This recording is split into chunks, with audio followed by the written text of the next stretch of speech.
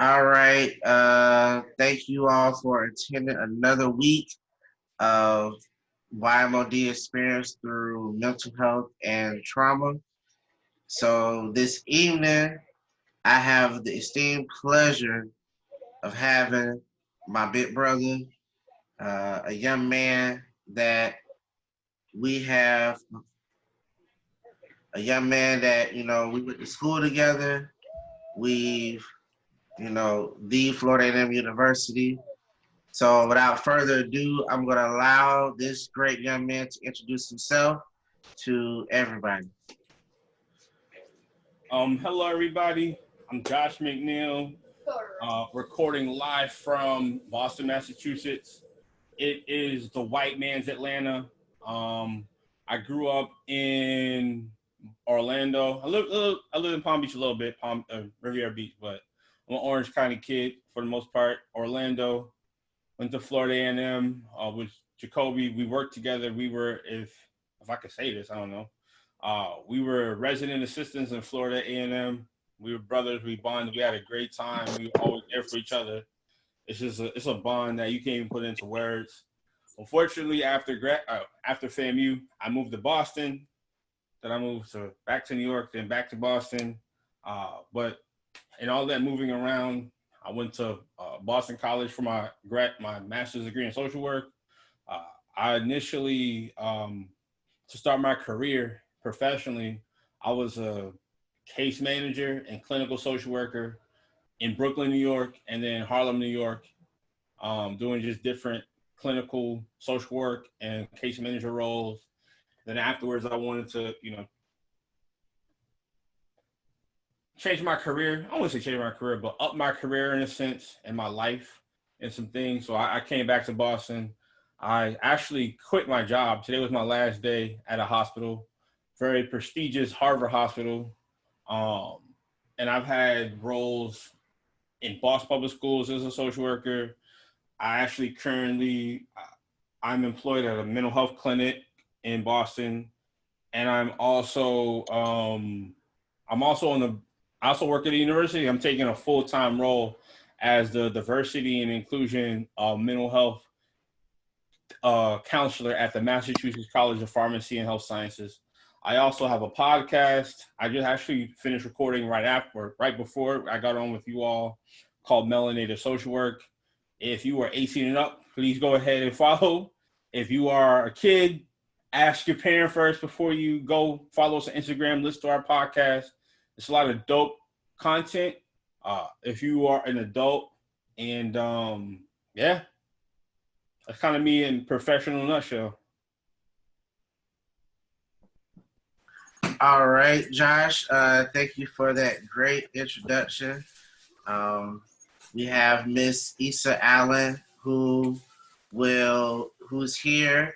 Uh, so I'm happy to see her again this week. And so, Josh, I know when we last saw each other prior to the wedding, I know we saw each other in Delray. Like 2 years ago, August 2018 in Delray. Right. You mentioned to me then, we briefly talked about, you mentioned to me that you went to therapy, but we didn't really dive deep into the why. And I know we both touched on it because I told you that I went and you mentioned you went, and I was kind of shocked. So kind of elaborate, like what caused you to go to therapy? How can I phrase this without saying too much? Well, I would say part of the reason was coming back to Boston. Boston is not a very warm place to African Americans. There's Haitians here. Don't get me wrong. There's Haitians, there's Cape Verdeans. It's really Boston. There's certain different types of sects of blackness, but as far as being African American, there wasn't a lot of love here. So, and working in a very toxic, anti-black environment, um, I just, I needed a place to be listened to be heard, for somebody to, to talk to me, to give me some suggestions on, how to maneuver, how to navigate, how to heal. Also just how to navigate with my relationship. I have I wouldn't say a long time partner, but I've had a girlfriend for 3 years and a day as of today. Yesterday was our 3-year anniversary. I'm a therapist, I'm a healer, and sometimes again, like, we need a place and a space to heal too, because when you are a therapist, clinical social worker, and all these things, we take on a lot, and it's what you got to have a calling to get in it. But I also say, like, you can incur a lot of other people's pain or whatever the case may be. So you need that place to heal. And I mean, in general, I really started therapy in 2009 at the Florida A&M University, the highest of 7 hills, but you already know about that. We are the GOATs. So I started therapy then because I just had a lot of family issues that I needed to get processed, from my parents to stuff in college that that I was just dealing with. So I think it's a great space to be in therapy, because nobody's gonna go and tell you information unless you're gonna be of harm to yourself or others. Let me say that caveat. But also, you don't have to provide emotional labor. So, like, I know I probably talked to my mom a lot, and she's like, man, she didn't want to say it, but I probably could sense. She's like, oh man, he's talking about this, talking about that. Like, when you're in therapy, you're able to spew whatever you need to your therapist, and you don't have to always tell and talk to other people because they're going through their things. And I want to be cognizant of that. So that's what had me in therapy. And I'm actually still in therapy. I think you should just, the same way people have a barber, you have your personal care physician, you have that mechanic you go to. If you want a personal trainer, it's just, if you can find that right person that can listen to you, connect, and you feel heard, and they respect you. I think it's just, even from, you don't have to necessarily have a crisis situation going on.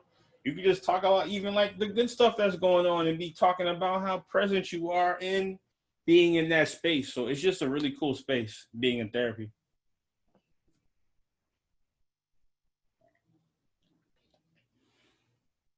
If I answered your question. Oh, you go ahead, Issa. That's why I was like, oh. I didn't know if you wanted to chime in or not, or can you hear me okay? Yes. I'm using my phone. I can jump on my computer.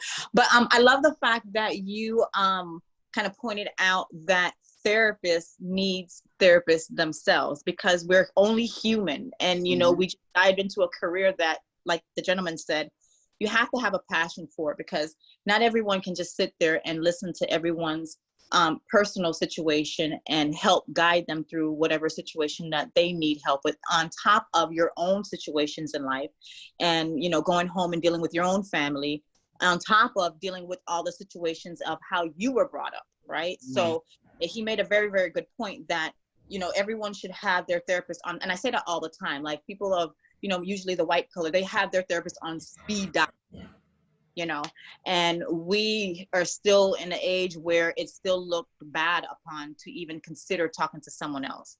It's the stigma still holds high in our communities. And to me, it holds us back a lot, because we're not able to have that self-development, so to speak. Mm-hmm. And just like how you go to, like he said, very well, just like how you go to the barber to get a haircut, and you go to the doctor to see someone when you're sick.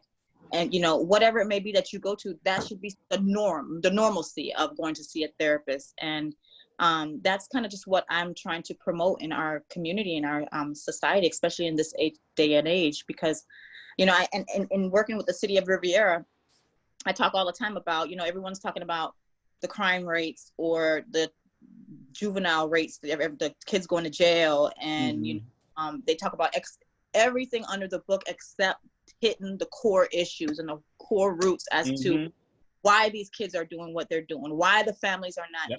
why, we're just looking at the behaviors and wondering, what's next, but we're not diving into fixing the issue at the core. So I agree with him 100%. Shouts to the Raw. I used to live there as a little kid. I grew up there. Yeah. Mm-hmm. So it's like you said, like sometimes you just, what it's about, to go back into that situation to where, you want to help out, you know, and that's one of my mottos, you know, being the person you needed as a child, you know, and working with these kids. It's such a gratifying career that I have, in addition to helping children, which is my passion, you know. So I feel like I'm very, very blessed into what I am. I don't know if I'm chose to do it or whatever. However I got here, I'm just blessed to be here. So. What's your like licensure degree, like LMF, like LPC, LMC, LMH, oh, mental. That's okay. Yeah. Cool. Yeah, and I just started my own counseling services that I intentionally went the Medicaid route, because a lot of people don't even take Medicaid. And that was another issue in our community, where we don't have the resources to service our people, because a lot of people don't take Medicaid. So within my practice, I intentionally went to be the one to say, hey, I do accept Medicaid, and have that, you know, the therapist, I have a, you know, Black therapist, cultured therapist, you know, so my kids and or adults can relate, you know, with their therapist, and it flows better, or how, you know, to suits whatever anybody's needs are, particularly in the minority community. So. All right, so Josh, for the people that may not know what is a social worker, can you explain to everybody what is a social worker and what do they do? That's a hard question, man, because it's like there's so many. So prior to me even knowing what social work was, I'm like maybe in college, I'm thinking to myself, so how do you work for society? Like, what does that even mean? But you know, for the most part, there's a clinical route that you go, and that's just basically one-on-one in a smaller, in a different way, I'll say, whether you're just one-on-one with somebody, you're doing like groups and such. That's clinical social work. That's like one-on-one. Now the greater social work macro, when you're doing systems and policy, that's macro social work. And then there's even a sect of social work where it's called meso, where you're in between. So generally with the clinical social work route, you get a social work license. So a lot of times people are the ones that say you want to harm yourself or harm somebody else. If you get sectioned, they're the person that's going to be like, oh, this person needs to be sectioned. Like they're the person to write that off. They're a person that somebody. So in Massachusetts, where I live, you become an LCSW first, licensed clinical social worker, and then after that you get your independent licensure. You're the licensed independent clinical social worker. So the LICSW supervises the LCSW. So it depends per state. And I know when I initially got my license, I was in Brooklyn, New York, and you become an LMSW first, then your LC. But see, it's all scattered, because in Massachusetts, you got to have 100 hours of clinical supervision from somebody from an LICSW.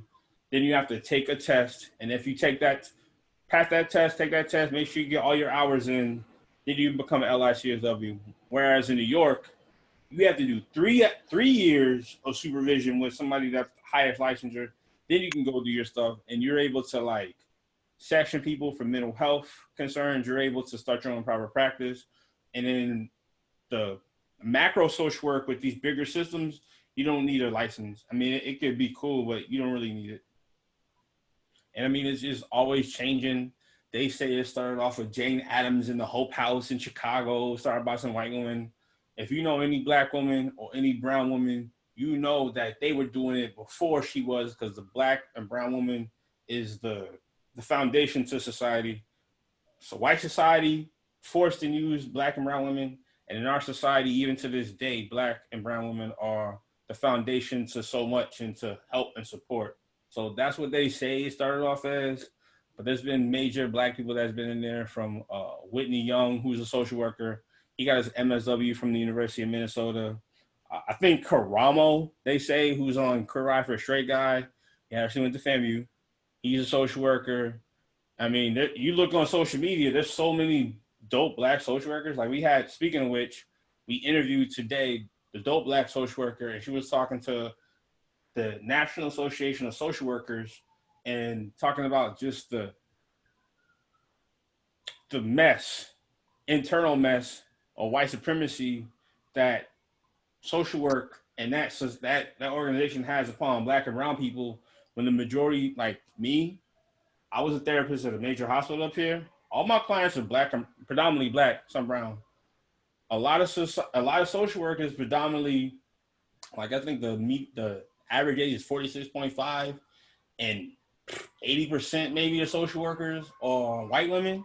So it's just the field has a lot of work to do, but that's why I'm in it. And I think especially now, like Black and brown millennial social workers, that we're doing the thing. We got our podcast, we're consulting, we got private practices, we're learning how to change the narrative, and that's what it's all about.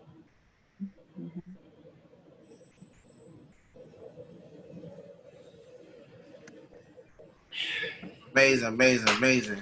So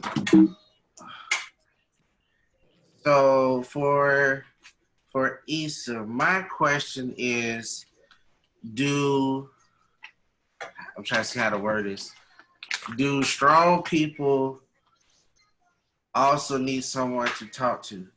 So for instance, I'm gonna use Josh. So let's say Josh is like that strong friend I would talk to, but let's say, God forbid, I'm not speaking this on your life, Josh. So when I say this, I'm not speaking. I got you.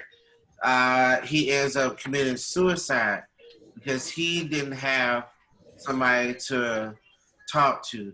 So do you feel that strong friend also need to have that person as well? Absolutely. Because strong people, so we get who we are from accumulation of a lot of things. So it's our genetics, it's how we were raised in our household, nurturing, our community, and social. Strong people, 9 times out of 10, are strong for a reason, because they themselves had to endure their own issues and their own challenges.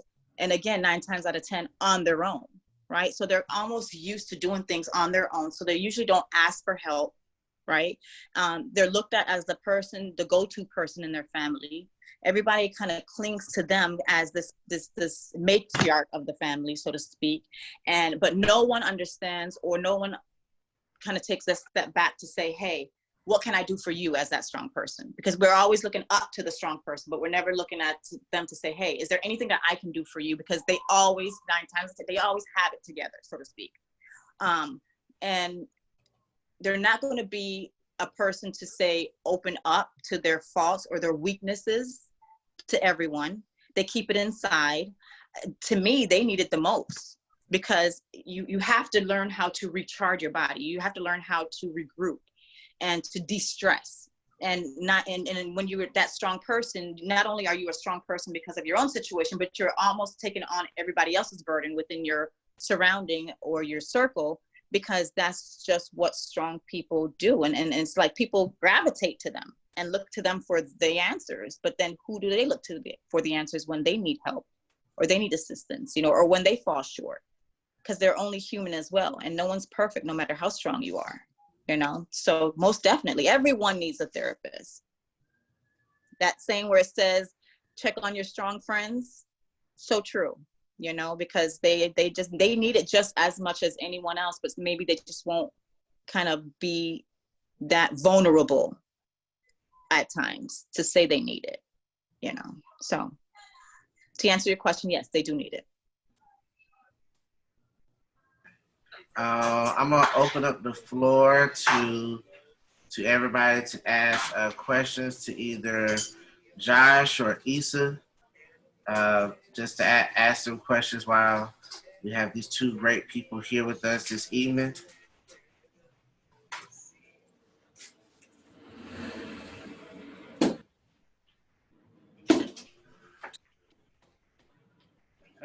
This crowd is so loud. Like, wow.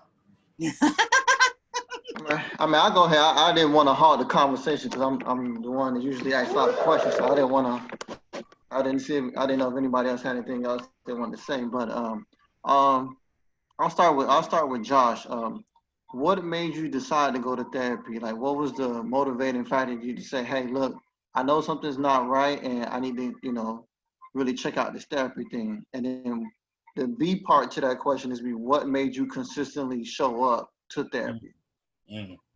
Okay, so like, I mean, I think kind of similar to what I said before, like a lot of transitions that was going on in my life at the time. I had like lived in New York for 2 years after grad school, and then coming back, like I didn't have being in Boston. At the time, my brother actually lives here. He's getting his master's degree. He actually went to FAMU, the Florida A&M University. He went to FAMU for undergrad, and then he got his master's here in Boston, and then now he's in at Rutgers University getting his PhD. But he was living here, but I just needed, and now he's not here, of course, in Boston. So I needed a place to process. Like I don't have family here. I almost cursed. I really don't like being here like that because I'm not a fan of Boston. I have a great partner, and she just holds me down so well and loves me a lot. And her love is what keeps me here. But if not for her, I would not be here. Um, and I was dealing with a lot. Like if y'all don't know about the history of Boston, don't get me wrong, racism is everywhere, but Boston are they are the New England Patriots of racism right now. So you're dealing with like in Florida, put it like this. In Florida, you kind of know what's up. Like I lived in Orlando, saw a lot of Confederate flags. You know what's up. People here, they fake like they are cool, but behind closed doors, they're trying to like get you out of an apartment. They're trying to up your rent. They're trying to get you out of a job. They're trying to mess with your license, your social work license. They nice in your face, but they do a lot of stuff behind your back. And it's a lot to process because I'm a type of person where I like to see stuff in my face. So that type of racism, the behind your back racism, that messes with your psyche a lot. So I needed that space. And then you said part B, the part that kept me going is, since FAMU, to be honest, I've always had a black therapist. My first therapist at FAMU, of course, was black. Then I had another brother. He's West Indian dude. He was up here. He was my therapist. And currently I have another black male therapist. And even in my relationship, I have a couples therapist. And I mean, not to get you, this is about to be a grown folk conversation. But when you get older, a little bit, you're going to need a place to have like a space to talk and a space to have maintenance and a space to embrace the good things as well. So if that therapist is not adding to how you want to heal and how you want to move forward in that process and unpack it, then I suggest suggesting, well, asking them, can they do this and do that? Like, you pay the money, you go there, so you have a say so in how do you want that therapeutic alliance and relationship to flow. And if they're not going to add that, then deuce it. But if they're they're taking their criticism, if they're meeting your needs, that's what keeps you in. That's different for each person. Great answer. So now, we'll shift gears and head towards Issa. So, Issa, you mentioned that, like they say, your therapist needs a therapist as well. And, and that's so true because, I'm usually the one that's usually optimistic and positive and, always motivating others. But it took me a while to find somebody to light my candle. So I completely understand.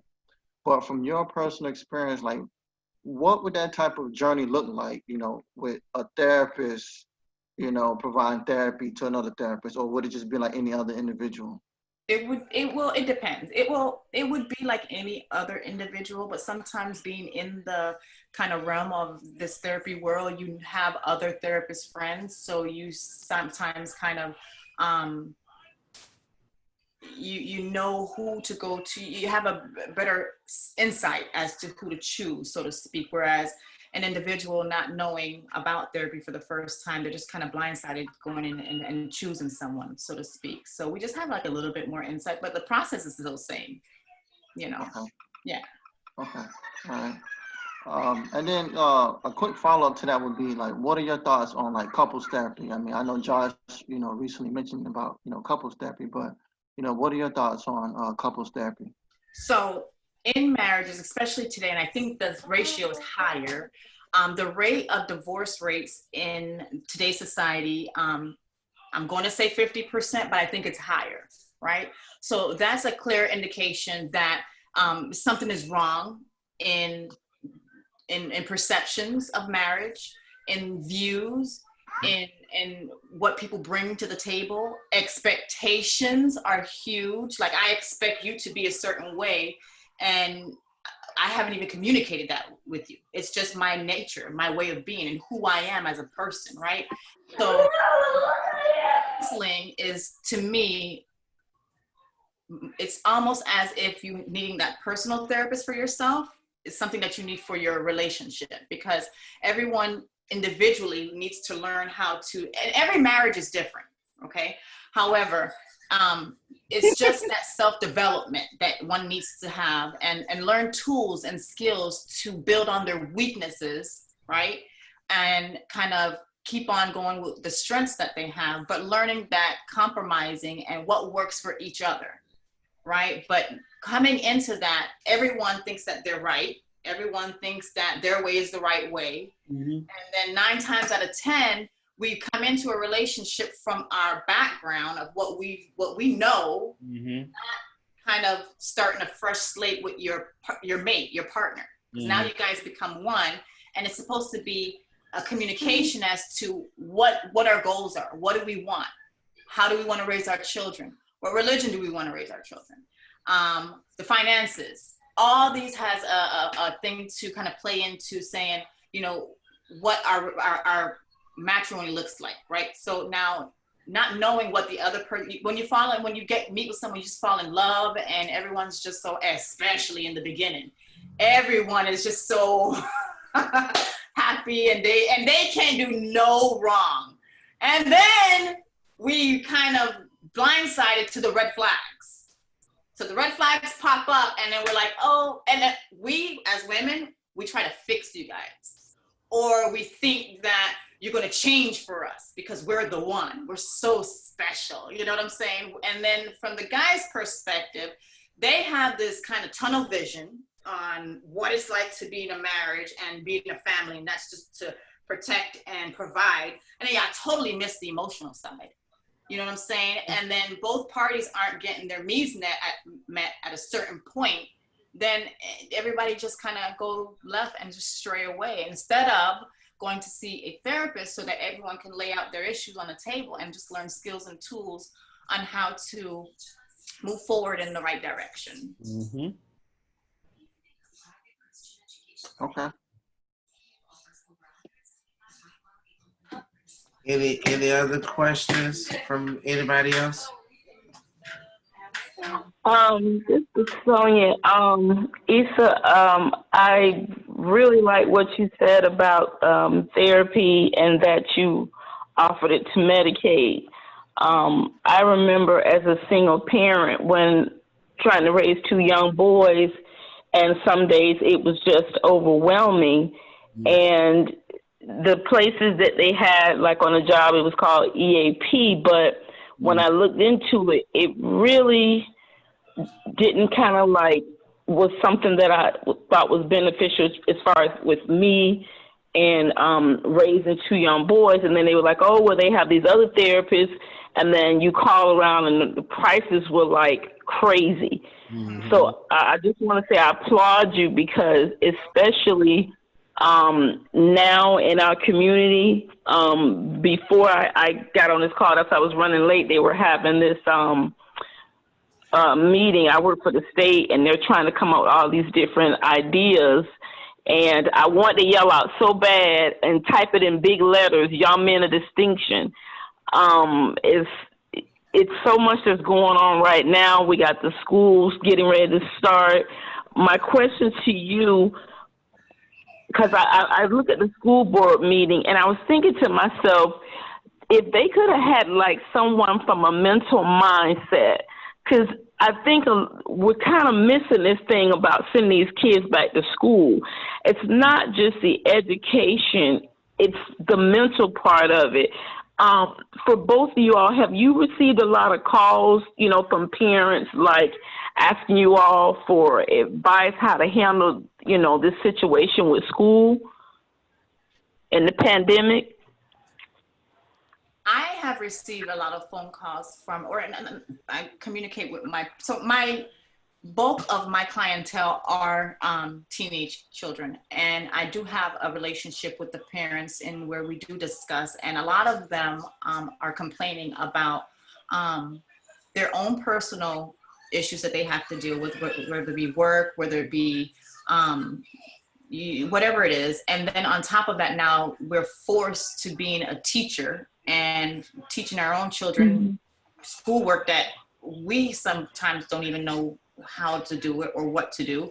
And they're just concerned, but in the same token, they're doing the best they can, because we're kind of forced in a situation to where we almost don't even have a choice at this point. You know what I'm saying? So it's just very, very hard for them. And to my parents, I do as much encouraging as I can, and I try to create schedules with them. And to if ever a time to be creative, now is the time. To learning different things to do with your kids, so the resources that you do have, whether it's playtime, whether there's a park in the morning, starting to exercise with everyone, taking a walk, just kind of creating that structure within the home and a schedule and being consistent with it. It kind of helps them to know that, you know, we have something to do and we're just not stuck in the house bored all day. And when we're bored, it just creates a whole nother can of worms, you know, especially with our kids, you know, and then with even with our adults too, they have a whole other issue that they're dealing with unemployment, their financial situation. This is just clearly it's the first, you know, that we've been through a pandemic that we've been through, but it's tough and it's rough for everyone. You know, so yeah, I do get those calls, and I do encourage my parents a lot. And keeping in mind that they need to do their own self-care for themselves too, whether that's 10 minutes a day or 1 day a week. Take that time out just for you, so you can de-stress and kind of regroup yourself to deal with the hectic lifestyle that we are just kind of pushed on right now. Yeah, like with us, I was telling the, you know, I mean, I have a 17 and a 20-year-old, so of course the 20-year-old, he's pretty much a man, but I was telling them with this situation, kind of go back to old school. I don't like to say old school, but growing up with us, we had to read. We had to do a lot more reading. And a lot more talking. Like we would they would turn the television off. We would just talk. So I'm starting to find that with us doing that, it kind of helps, because a lot of times, that's why I told Kobe, I really appreciate you doing this, because I'm 52, and growing up, if you went to a therapist or something, people say, oh, they crazy. And people used to joke about being crazy, or, you know, you weak. You don't need no counseling. But the thing is, people don't understand you need an outlet, because sometimes you can't tell your friends. Like, I used to have periods, and I could be honest, because I told Kobe about it, where I would just shut down. Like, I grew up very shy, head down, low self-esteem. But as I began to mature, I became more observant. And then I learned through life, you don't be a people pleaser. Please God, because that's where a lot of the issues come in at. But back then, growing up, you didn't have that avenue to, you know, talk to someone. And if you did talk to a therapist, people thought you were crazy. But you do need someone to talk to, because sometimes you can't talk to your friends and family for fear of judgment. And sometimes they're the issue that's causing the problem too. So it's like, where do you run to if you don't, you know, you're facing your own family as the issue sometimes. Yeah.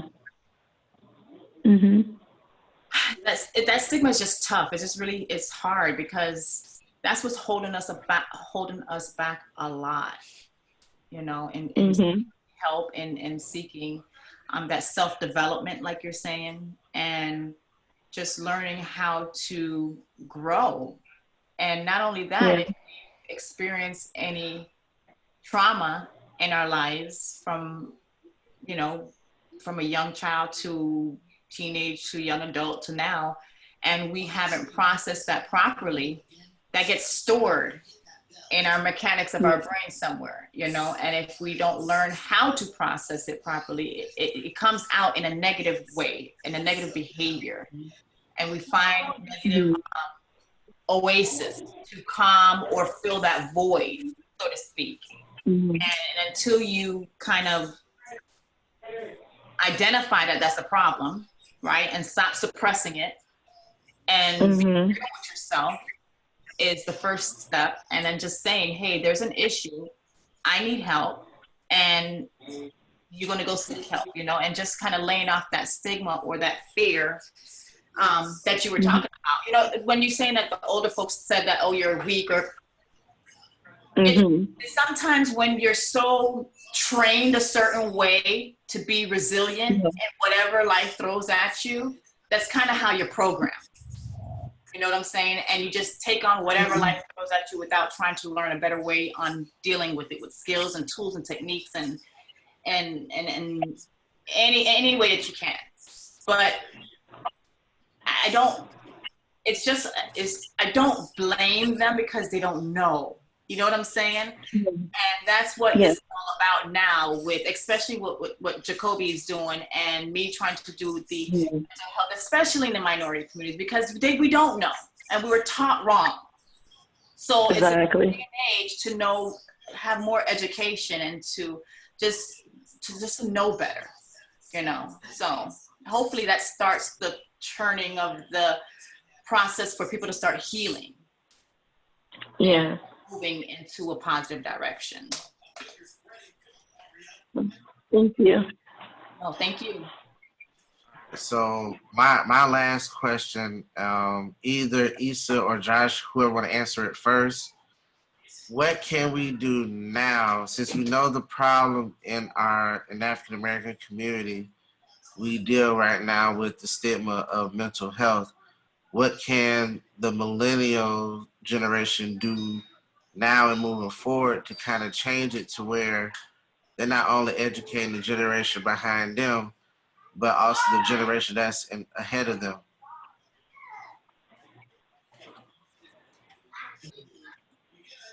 Burma, lower it down. Josh, you want to go or you want? I mean, that's you know, you just never know. It's a hard question, but I'll say, like, the one thing that millennials have now more than ever than maybe our parents' generation was access to information, right? We got our phones. The internet is right here. I'm on my MacBook. There's like so much information going around from if you're just by yourself or with your, you know, friends or family or whatever. So I think it kind of starts with just like empowering yourself to teach yourself, and also being around conversations or trying to educate yourself and educate others on these things. I think it's about, you know, even if it's just for you, going to if you can, I know the whole system of trying to find, I don't even like too much the word therapist, but find somebody that is a healer in the space that we provide healing. That can be really hard. So I think it's about, if you can, trying to find somebody that, I mean, not necessarily has looked like you, but at least understands where you're coming from. And you go to your therapy and you realize, like, it takes time to realize, like, people could say what they want, but I think I tell my young kids, when you get to 30, you just stop caring anymore about what other people think and feel. So it's about what you want and how you feel, and not caring about what other people think. And I think for the next generation, I mean, we made some inroads, I think, the millennials, as far as, you know, mental health, because, you know, prior, even when I kind of in 2009 started going to my therapy, there was one person, when, you know, Jacoby and I was talking offline, there's one person that poked fun at me, like, are you going to see that? Something wrong with you? But it's like, now I look back and the person's older than me. Nah, something's wrong with you, bro. That mindset. Because it's okay to do that. It's so, like I was saying before, this type of healing should be normalized. You have a dentist, you have all these other things. Like, but who do you go to for your mind? Like, no, it's not gonna be your homeboy, it's gonna be somebody else, because there is a social support that they can provide, but it's not from a sense of how many supervision hours, how many courses, how many continuing education units did they do? Like, this is a profession. Nobody can just hop off the street and help you a certain type of way. Not to say that there's people in the profession that don't need to be here, because there's many of those. But if you are a person that's going to learn and you want to grow and do those things, then it's okay to seek out some healing and have somebody to talk to. And I mean, like, and even in my instance with my family, my mom started going to therapy. My brother's going to start, he's in his path. I've had family members and they've reached back out to me and they're like, thank you, Matt, this is the best thing that I could have ever, it's an investment. That's the best way I could put healing. This is an investment. You'll know how to have coping skills. Like I call it a therapeutic toolkit, right? To not engage in tomfoolery with somebody, to delete that text that you were gonna say something to somebody about, to not go back and forth with your boss, to not punch through a wall, to not harm yourself, to not harm anybody else. There's all these things, and I think that when you're able to invest in yourself, everything takes care of itself. So screw everybody else things. That's what I have to say. I agree. I agree with the millennials. Their power is social media, and they can make or break any trend. And it's through the push of the millennials of what they post, and just watching them out there in the protesting, that is like real huge. You know what I'm saying? And for them to be involved in something that I don't think that we've seen prior to, like in our last, let's say Rodney King days, that you don't see the young people out there, you know what I'm saying, as you do today. And that's powerful to me. And I think that with proper education, that the word will spread and it will become more normalized. Mm-hmm. And I feel like the everyone can do something individually to kind of break the stigma too. So, you know, when we see somebody that's having an issue, or, you know, we're talking with our friends or our family about mental health, make it something that's a positive thing. Don't tear anybody down when they open up to you and say, hey, I have an issue. I'm feeling like I'm having anxiety. Just because you haven't experienced that, don't downplay their emotions or their feelings. If they're speaking up to say something, be a lending ear sometimes. Sometimes you don't even have to say anything, you know, just be a listening ear, and just doing something to where you yourself can try to tweak whatever you used to do that was negative or had that stigma into mental health. I'm going to give an example with Kanye West. Oh, excuse me. Classic case of him having an episode though. So everybody makes a joke about it. But that is the man has had an episode to the world on TV, and we all make a joke about it. And it's to our entertainment, you know, but sometimes we need to differentiate what's real and what's entertainment, especially in our own community. You know what I'm saying? If we don't be the ones where we kind of be that support system, who the hell else is going to be that support system when everybody else, like, and especially in today's society, you're going to have so much more depression, so much more anxiety, so much more mental health issues. Abuse in children is raising. Like, we cannot always make things a joke when it's a serious issue. You know what I'm saying? So with education and social media and the right tools, I think that we can break the stigma of mental health and pushing it in a positive direction. But we all have to take a toll in our own, like look into our own lives and say, what can I do different to help out? Mm-hmm. And I mean, even if I can even add in, there's like, even outside of a therapist, like it's a lot of other things that you can do for yourself. Like personally, I do acupuncture that helps with stress and anxiety, right? There's meditation. Like I'm not really a big meditating person, but I've tried it before, right? There's journaling. I think a really big thing people do that I instill in some of my clients is journaling. Like, it doesn't necessarily have to be all grammatically correct and all this stuff. It could be just a book that you write, your feelings, your thoughts, or anything. It's a release, and that's what it's about. It's exercise. It's spending time with family. It's getting off social media. There's so many things even outside of in that space when you're paying for a therapist that you can tap into. It's going for a hike. It's reading a book. It's tapping in a moderate sense to what feeds your soul and what feeds you passion and what you love. There's so many different things that are a part of improving your mental health. So the journey is outside of that therapeutic couch. It's many different spaces outside of that.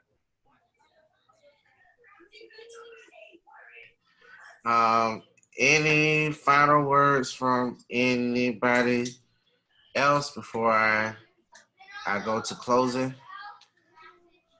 Yeah, I would just say also too, it doesn't help when we tend to focus on a lot of negative things. So I think what also increases the anxiety and the depression is, number one, focusing on things that you can't control. Mm-hmm. Number two, social media and just comparison in life.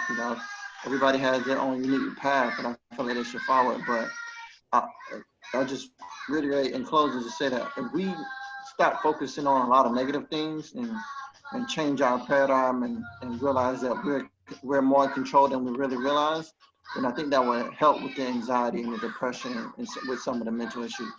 Mm-hmm.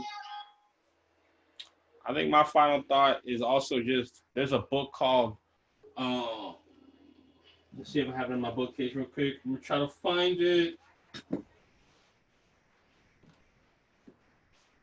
There's a book called Post-Traumatic Slave Syndrome. It's by Joy DeGruy. She's actually a social worker. It's really deep. As African Americans, we've gone through a lot. So I know at the end of the day, yes, you can go to your therapist and speak about it at that level, but there's so much. We've been in this country for 401 years as of this month, right? This year. So as a social worker, the biggest thing that I could say is what we harp on and what differentiates us from somebody who is psychologist, LMAC, LPC, is we have a tend of a focus on the person and environment. And there's a way to, like, society, bigger systems impact your mental health. So as a social worker, we have to try to, in a macro sense, like I was saying before, get to the top of these systems and institutions that are oppressive to get to that person so they can have a certain type of improved mental health. And I mean, I don't, I think sometimes we're very unfair with ourselves. We compare ourselves to each other, but there's nobody like Native Americans and African Americans, nobody, we're not native. Well, for us, we're African Americans, we're not native to this land. The indigenous people are. There's some similar experiences, but we're so different that we need to take that into account of all these things. Like, you could try to do so much, but you're going against 401 years. So again, go into what you can control and realize there's a bigger thing ahead of us that was here way before we were ever here and knew of, and before this country was officially what they call the United States of America. So I say that to say, focus on what you can. There's so much going on. And then also, like, if you could find the right therapist, like, therapy is cool. Don't let anybody tell you that. We have this stigma that therapy is this white man thing where he wears his ugly Sigmund Freud sweater and sit you on the couch. Like, nah, you could just have a conversation with somebody. You don't have to use the biggest jargon, but you can use relatable stuff and keep it at a certain level. And I've had clients to be like, wow, that was therapy. I'm like, yeah, this is not this thing. I wear Jordans too. I come in the office, I listen to the same music as you, but I also have a license and I have a degree and I know how to relate this stuff to you, and people will eat it up. So don't let anybody tell you therapy is cool. If that's the case, that just shows that us as in this field, we need to do a lot more work, but it is changing slowly but surely.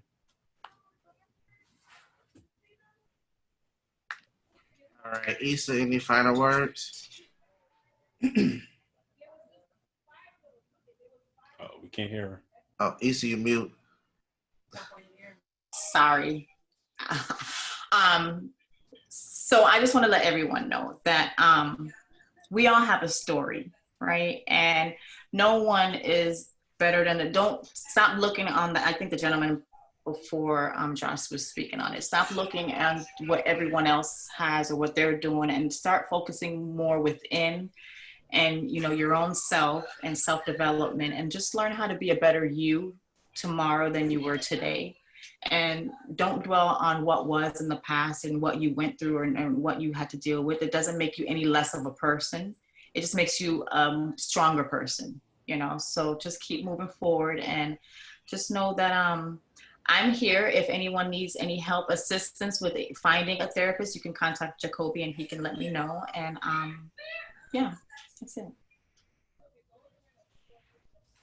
All right. Well, I'd like to first off thank Miss Ezsa for being a part this week. Thank you for joining us. I'd like to thank Josh as well for being a part of this week. You know, it's to everybody that's on the team of Young Men of Distinction. This is what, you know, my vision is, to educate not only our young men that's in the program, but as well as us as adults. Because even though we have accessibility to Ezsa or Josh, we're like in the trenches with these young men on a day-to-day basis. I can tell you, I've had a young man that wanted to commit suicide, or I had a young man that was dealing with abuse. So for me, thank goodness I was able to handle that situation, able to talk to those young men about those particular situations.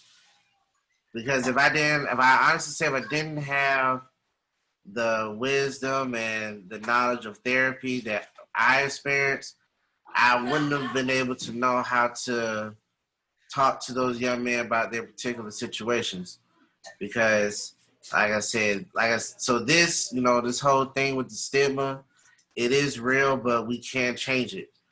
Like I said, doing workshops like these, it may seem minute, but it's down the road. It's going to be something we all going to look back on like, wow, you know, this was ahead of the curve. So again, I'd like to thank everybody for joining this evening. And I will see everybody next week. I love you guys, and, you know, God bless and salute. Love you too. Oh, y'all.